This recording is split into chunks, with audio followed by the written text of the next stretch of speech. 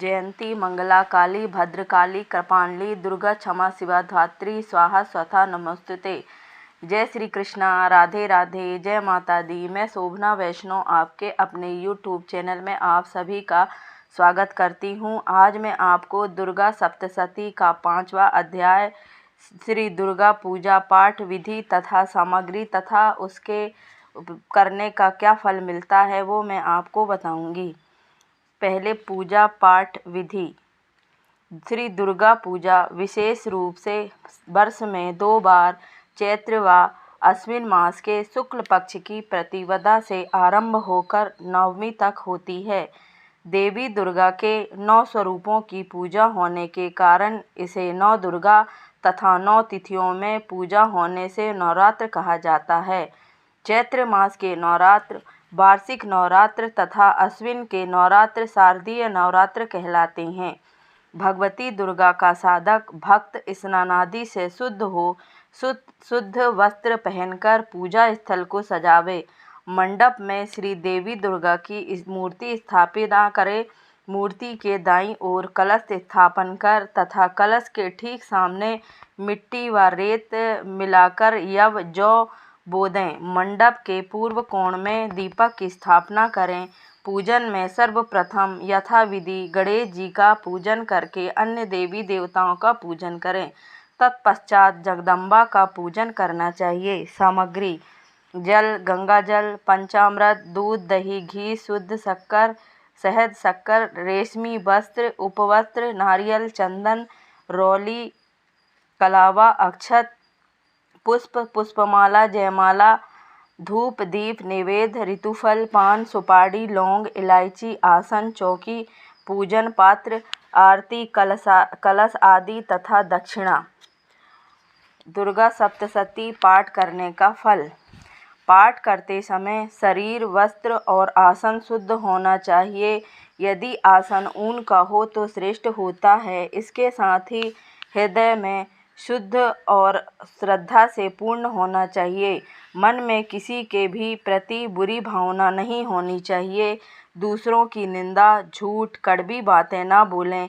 खान पान में नियम, शुद्धता और सात्विकता का ध्यान रखें। बासी, भारी, जूठा और दूसरों के घर का भोजन नहीं करना चाहिए। नवरात्र के पाठ में 9 दिन ब्रह्मचर्य व्रत का धारण करना चाहिए। नास्तिकों, दुष्टों, गौ ब्राह्मण से द्वेष रखने वाले का संग नहीं करना चाहिए। दिन में सोना तथा चारपाई पर सोना भी वर्जित है। काम, क्रोध, लोभ और मोह से भी बचना चाहिए। जगदम्बा भगवती चंडी की मूर्ति, चित्र या पुस्तक का विधि पूर्वक पूजन करें और इन्हें कुछ ऊंचे पूजा के स्थान पर स्थापित करें। किसी कामना की पूर्ति के लिए पाठ करना हो तो विधि विधान का पालन करना ही चाहिए। निष्काम पाठ के लिए विधि विधान की उतनी आवश्यकता नहीं होती। मोटे रूप में इस बात का ध्यान रखें कि कुछ भी न करने से कुछ न कुछ करना सदा ही अच्छा होता है। अब मैं आपको दुर्गा सप्तशती का 5वां अध्याय सुनाने जा रही हूँ। कृपया ध्यानपूर्वक सुने। ऋषि कहते हैं, पूर्व काल में शुंभ और निशुंभ नामक असुरों ने अपने बल के घमंड में आकर सचीपति इंद्र के हाथ से तीनों लोकों का राज्य और यज्ञ भाग छीन लिए। वे ही दोनों सूर्य, चंद्रमा, कुबेर, यम और वरुण के अधिकार का भी उपयोग करने लगे। वायु और अग्नि का भी कार्य वे ही करने लगे। उन दोनों ने सब देवताओं को तिरस्कृत, राज्याभ्रष्ट, पराजित तथा अधिकारहीन करके स्वर्ग से निकाल दिया। उन दोनों महान असुरों से अपमानित देवताओं ने अपराजिता देवी का स्मरण किया और सोचा, जगदम्बा ने हम लोगों को वर दिया था कि विपत काल में स्मरण करने पर मैं तुम्हारी सब आपत्तियों का तत्काल नाश कर दूंगी। यह विचार कर देवता गिरिराज हिमालय पर गए और वहां भगवती विष्णु माया की स्तुति करने लगे। देवता बोले, देवी को नमस्कार है, महादेवी शिवा को सर्वदा नमस्कार है, प्रकृति एवं भद्रा को प्रणाम। हम लोग नियम पूर्वक जगदम्बा को नमस्कार करते हैं, रौद्रा को नमस्कार करते हैं, नित्या, गौरी एवं धात्री को बारंबार हमारा नमस्कार है। ज्योत्सनामयी चंद्र रूपिणी एवं कल्याणमयी देवी को बारंबार प्रणाम है। शरणागतों का कल्याण करने वाली वृद्धि एवं सिद्धि रूपा देवी को हम निरंतर नमस्कार करते हैं। राक्षसों की लक्ष्मी, राजाओं की लक्ष्मी तथा सर्वाणी शिव पत्नी स्वरूपा आप जगदम्बा को बारंबार नमस्कार है। दुर्गा, दुर्गा पारा, दुर्गम संकट से पार उतारने वाली, सारा सबकी सारभ्रता, सर्वकारिणी ख्याति कृष्णा और धूम्रा देवी को सदैव नमस्कार है। अत्यंत सौम्य तथा अत्यंत रौद्र रूपा देवी को हम नमस्कार करते हैं। उन्हें हमारा बारंबार नमस्कार है। जो देवी सब प्राणियों में विष्णु माया के नाम से कही जाती हैं, उनको नमस्कार, उनको नमस्कार, उनको बारंबार नमस्कार है। जो देवी सब प्राणियों में चेतना कहलाती हैं, उनको नमस्कार, उनको नमस्कार, उनको बारंबार नमस्कार है। जो देवी सब प्राणियों में बुद्धि रूप में स्थित हैं, उनको नमस्कार, उनको नमस्कार, उनको बारंबार नमस्कार है। जो देवी सब प्राणियों में निद्रा रूप में स्थित हैं, उनको नमस्कार, उनको नमस्कार, उनको नमस्कार है। जो देवी सब प्राणियों में क्षुधा रूप में विद्यमान है, उनको नमस्कार, उनको नमस्कार, उनको बारंबार नमस्कार है। जो देवी सब प्राणियों में छाया रूप में विद्यमान है, उनको नमस्कार, उनको नमस्कार, उनको नमस्कार है। जो देवी सब प्राणियों में शक्ति रूप में विद्यमान है, उनको नमस्कार, उनको नमस्कार, उनको नमस्कार है। जो देवी सब प्राणियों में तृष्णा रूप में विद्यमान है, उनको नमस्कार, उनको नमस्कार, उनको बारंबार नमस्कार है। जो देवी सब प्राणियों में क्षमा रूप में विद्यमान है, उनको नमस्कार, उनको नमस्कार, उनको बारंबार नमस्कार है। जो देवी सब प्राणियों में जाति रूप से विद्यमान हैं, उनको नमस्कार, उनको नमस्कार, उनको बारंबार नमस्कार है। जो देवी सब प्राणियों में लज्जा रूप से विद्यमान है, उनको नमस्कार, उनको नमस्कार, उनको बारंबार नमस्कार है। जो देवी सब प्राणियों में शांति रूप में विद्यमान है, उनको नमस्कार, उनको नमस्कार, उनको बारंबार नमस्कार है। जो देवी सब प्राणियों में श्रद्धा रूप में विद्यमान है, उनको नमस्कार, उनको नमस्कार, उनको बारंबार नमस्कार है। जो देवी सब प्राणियों में कांति रूप में विद्यमान है, उनको नमस्कार, उनको नमस्कार, उनको नमस्कार, बारंबार नमस्कार है। जो देवी सब प्राणियों में लक्ष्मी रूप में विद्यमान है, उनको नमस्कार, उनको नमस्कार, उनको बारंबार नमस्कार है। जो देवी सब प्राणियों में वृत्ति रूप में विद्यमान है, उनको नमस्कार, उनको नमस्कार, उनको बारंबार नमस्कार है।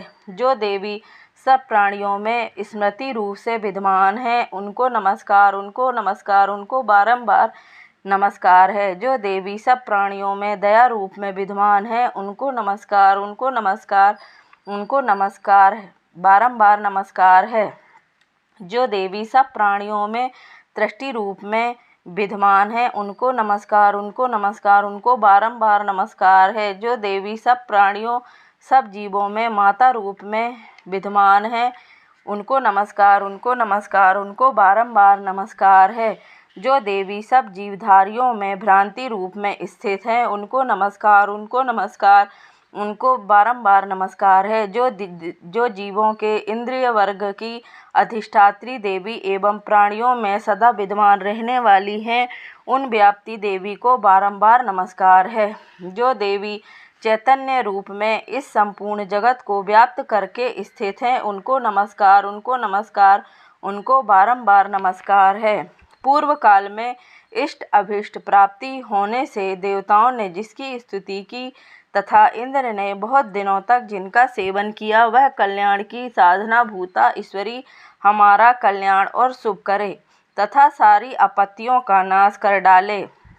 उदंड दैत्यों से पीड़ित हम सभी देवता जिन परमेश्वरी को इस समय नमस्कार करते हैं तथा जो भक्ति से विनम्र पुरुषों द्वारा स्मरण की जाने पर तत्काल ही संपूर्ण विपत्तियों का नाश कर देती हैं, वे जगन्माता हमारा संकट दूर करें। ऋषि बोले, राजन, इस प्रकार जब देवता स्तुति कर रहे थे, उस समय पार्वती देवी गंगा जी के जल में स्नान करने के लिए वहां आईं। उन सुंदर भौहों वाली भगवती ने देवताओं से पूछा, आप लोग यहाँ किसकी स्तुति करते हैं? तब उन्हीं के शरीर कोश से प्रकट हुई शिवा देवी बोली, शुंभ दैत्य से अपमानित और युद्ध में निशुंभ से पराजित हो यहाँ एकत्र हुए ये समस्त देवता मेरी ही स्तुति कर रहे हैं। पार्वती जी के शरीर कोश में अंबिका का प्रादुर्भाव हुआ था, इसलिए वे समस्त लोकों में कौशिकी कही जाती हैं। कौशिकी के प्रकट होने के बाद पार्वती का शरीर काले रंग का हो गया, अतः वह हिमालय पर रहने वाली कालिका देवी के नाम से प्रसिद्ध हुई। तदंतर शुंभ निशुंभ के भृत्य चंड मुंड वहां उपस्थित हुए और उन्होंने मनोहर रूप धारण करने वाली अंबिका देवी को देखा। फिर वे शुंभ के पास जाकर बोले, महाराज, एक अत्यंत मनोहर स्त्री है जो अपनी दिव्य कांति से हिमालय को अलौकिक कर रही है। वैसा उत्तम रूप कहीं किसी ने भी नहीं देखा होगा। दैत्यराज, पता लगाइए वह देवी कौन है और उसे पकड़ लीजिए। स्त्रियों में तो वह रत्न है, उसका प्रत्येक अंग बहुत ही सुंदर है तथा वह अपने श्री अंगों की कांति से संपूर्ण दिशाओं में प्रकाश फैला रही है। असुरेश्वर, अभी वह हिमालय पर ही विद्यमान है, आप उसे देख सकते हैं। प्रभु, तीनों लोकों में मणि, हाथी और घोड़ों आदि जितने भी रत्न हैं वे सब इस समय आपके घर में शोभा पाते हैं। हाथियों में रत्नभूत ऐरावत, पारिजात का वृक्ष और उच्चैःश्रवा घोड़ा, ये सब आपने इंद्र से ले लिया। हंसों से जुता हुआ यह विमान भी आपके आंगन में शोभा पाता है। यह रत्नभूत अद्भुत विमान जो पहले ब्रह्मा जी के पास था, अब आपके यहाँ लाया गया है। यह महापद्म नामक निधि आप कुबेर से छीन लाए। समुद्र ने आपको केसरों से सुशोभित किंजलिकनी नामक माला भेंट की, जिसके कमल कभी कुम्हलाते नहीं। सुवर्ण की वर्षा करने वाला वरुण का छत्र भी आपके घर में शोभा पाता है तथा यह श्रेष्ठ रथ जो पहले प्रजापति के अधिकार में था, अब आपके पास मौजूद है। दैत्येश्वर, मृत्यु की उत्क्रांतिता नाम वाली शक्ति भी आपने छीन ली है तथा वरुण का पास और समुद्र में होने वाले सब प्रकार के रत्न आपके भाई निशुंभ के अधिकार में है। अग्नि ने भी स्वतः शुद्ध किए 2 वस्त्र आपकी सेवा में भेंट किए हैं। दैत्यराज, इस प्रकार सभी रत्न आपने एकत्रित कर लिए हैं, फिर जो वह स्त्रियों में रत्न रूप कल्याणमयी देवी है, इसे क्यों नहीं अपने अधिकार में कर लेते? ऋषि बोले, चंड मुंड का यह वचन सुनकर शुंभ ने महादैत्य सुग्रीव को दूत बनाकर भेजा और कहा, तुम मेरी आज्ञा से उससे ये बातें जाकर कहो। ऐसा उपाय करो जिससे प्रसन्न होकर वह शीघ्र ही यहाँ आ जाए। वह दूत पर्वत के अत्यंत रमणीक प्रदेश में जहाँ देवी स्थित थी गया और मधुर वाणी में कोमल वचन में दूत बोला, देवी, दैत्यराज शुंभ इस समय त्रिलोकाधिपति हैं। मैं उन्हीं का भेजा हुआ दूत हूँ और यहाँ तुम्हारे पास आया हूँ। जिनकी आज्ञा सब देवता एक स्वर में मानते हैं, कोई इसका उल्लंघन नहीं कर सकता। वे संपूर्ण देवताओं को पराजित कर चुके हैं। उन्होंने तुम्हारे लिए जो संदेश दिया है उसे सुनो। उन्होंने कहा है कि तीनों लोक मेरे अधीन चलते हैं। संपूर्ण यज्ञों के भागों को मैं ही पृथक पृथक भोगता हूँ। तीनों लोकों में जितने श्रेष्ठ रत्न हैं वे सब मेरे अधिकार में हैं। देवराज इंद्र का वाहन ऐरावत जो हाथियों में रत्न के समान है, मैंने छीन लिया है। क्षीर सागर को मथने से जो अश्वरत्न उच्चैःश्रवा प्रकट हुआ था, देवताओं ने मेरे पैरों पर नत होकर समर्पित किया है। सुंदरी, उनके सिवा और भी जितने रत्नभूत पदार्थ देवताओं, गंधर्वों और नागों के पास थे, वे सब मेरे ही पास आ चुके हैं। देवी, हम लोग तुम्हें संसार की स्त्रियों में रत्न मानते हैं, अतः तुम हमारे पास आ जाओ, क्योंकि रत्नों का उपभोग करने वाले हम ही हैं। चपल कटाक्षों वाली सुंदरी, तुम मेरी या मेरे भाई महापराक्रमी निशुंभ की सेवा में आ जाओ, क्योंकि तुम रत्न स्वरूपा हो। मेरा वरण करने से तुम्हें अतुलनीय महान ऐश्वर्य की प्राप्ति होगी। अपनी बुद्धि से यह विचार कर तुम मेरी पत्नी बन जाओ। ऋषि बोला, दूत के यों कहने पर कल्याण स्वरूपा भगवती दुर्गा देवी जो सकल जगत को धारण करती हैं, मन ही मन गंभीर भाव से मुस्कुराई और बोली। देवी ने कहा, दूत तुम सत्य कहते हो, इसमें लेस मात्र भी झूठ नहीं कि शुंभ तीनों लोकों का स्वामी है और निशुंभ भी उसी के समान बली है, किंतु इस विषय में मैंने जो प्रतिज्ञा कर ली है उसे कैसे मिथ्या करूं? मैंने अपनी स्वल्प बुद्धि के कारण पहले से जो प्रतिज्ञा कर रखी है उसे सुनो। जो मुझे संग्राम में जीत लेगा, जो मेरे मद को चूर्ण कर देगा तथा संसार में जो मेरे समान बली होगा वही मेरा वर्ण करेगा। इसलिए शुंभ अथवा महादैत्य निशुंभ स्वयं ही यहाँ पधारें और मुझे जीतकर शीघ्र मेरा हस्त ग्रहण कर लें। इसमें विलंब की क्या आवश्यकता है? दूत बोला, देवी तुम घमंड में भरी हो, मेरे सामने ऐसी बातें ना करो। त्रिलोकी में कौन ऐसा पुरुष है जो निशुंभ का सामना नहीं कर सके?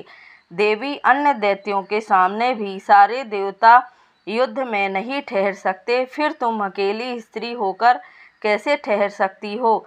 जिन शुंभ आदि दैत्यों के सामने इंद्र आदि देवता भी युद्ध में खड़े नहीं हुए, उनके सामने तुम स्त्री होकर कैसे जाओगी? इसलिए तुम मेरे ही कहने से शुंभ निशुंभ के पास चलो।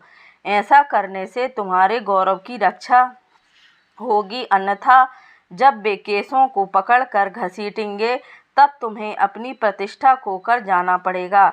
देवी ने कहा, तुम्हारा कहना ठीक है, शुंभ बलवान है और निशुंभ भी बड़ा पराक्रमी है, किंतु क्या करूं? मैंने पहले बिना सोचे समझे प्रतिज्ञा जो कर ली है, अतः अब तुम जाओ। मैंने तुमसे जो कुछ कहा है वह सब असुर राज से आदर पूर्वक कहना, फिर उन्हें जो उचित जान पड़े करें। इति देवी तथा दूत संवाद नामक 5वां अध्याय समाप्त। अगर आपको मेरे द्वारा कही गई कथा अच्छी लगी हो तो कृपया कर लाइक करें, शेयर करें और सब्सक्राइब करें। धन्यवाद।